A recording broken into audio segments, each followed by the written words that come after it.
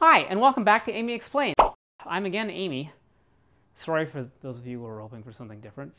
This week's question comes from David C. Jones, aka Dr. Xylol, and he asks, how can we motivate people to vote? Well, that's a good question. It has to do, don't forget, this is all off the cuff, with the amount of a pain in the ass it is to vote versus how much fun or important it is to vote. I'm just going to throw grammar out the window because I roll like that.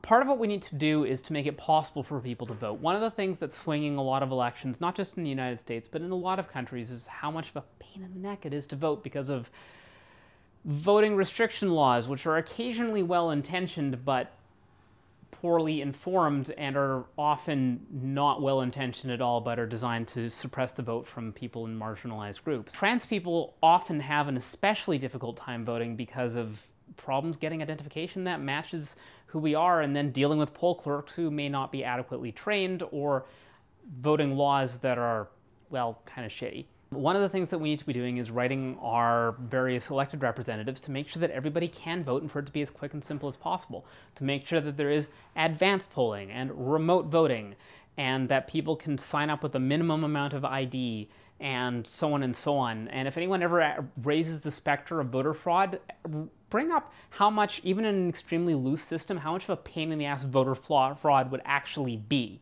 You'd have to commit perjury twice in order to get one extra vote in a riding. It's easier just to go get your friends to vote. Speaking of which, how to go get your friends to vote. One, you can go in a group. If you know multiple people who live in a riding, maybe their family, maybe their neighbors, you can say, hey everyone, let's go vote together, especially if there's an advanced poll. Totally easy thing to do because the lines are going to be super short. Another thing that you can do is make people know that you appreciate they voted, and tell your friends that you voted. A wonderful thing that you can do with social media that makes a real difference. Another thing you can do is make sure that people know why voting is important. And I'm not just talking about the big ticket races, like for Prime Minister, who, by the way, we don't actually elect. We elect the people who elect the Prime Minister, or President, who, again, speaking also as an American, we don't actually elect. We elect the people who elect the president through the Electoral College. But it's all those other things. Municipal elections are super important. Affordable housing, cities have a lot to do with that. And affordable housing affects pretty much every marginalized group that there is, because housing is one of those gigantic money sinks, and it's also controlled in terms of who can move into what neighborhood and so on. Vote for your provincial or state elections. Get involved in referenda. And if you have the time, go participate in an election campaign because there's free food. You didn't hear this from me, but like, you can volunteer for any party you want. You just don't necessarily have to do a good job.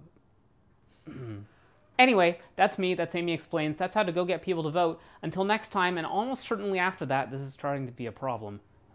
I'm Amy Fox.